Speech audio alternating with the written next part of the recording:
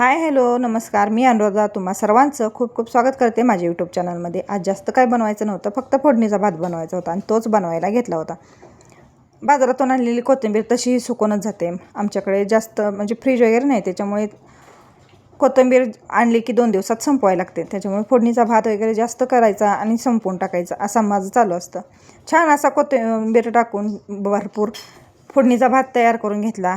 आता बाहेरची कामं करायची होती, झाकण लावलं आणि शिजत ठेवला। आता गरमागरम शिजलेला भात खाऊन घ्यावा म्हटलं, कारण नंतर गार झाला की चांगला लागत नाही। गरमागरम भात खाऊन झाला आता म्हटलं एक ब्लाऊज तर पूर्ण करावा, पण इथे झालं असं की अस्तर कमी पडत होतं।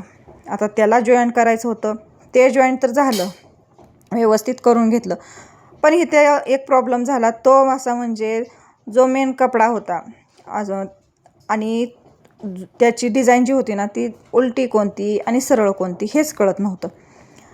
एवढं डोकं खाऊ काम झालं होतं। 2 वेळा उसवलं, 2 वेळा शिवून घेतलं, पण वेगळी वेगळीच डिझाईन व्हायला लागली। नीट लक्ष देऊन बघितलं, आता म्हटलं हे ठेवून द्यावं, कारण जायचं होतं वांगी तोडण्यासाठी। तेवढंच थोडं पूर्ण केलं, नंतर वांगी वगैरे तोडून घेतली, येता वेळेस वैरण घेऊन यायची होती। असा होता आजचा दिवस। कसा वाटला कमेंट करून सांगा। चलो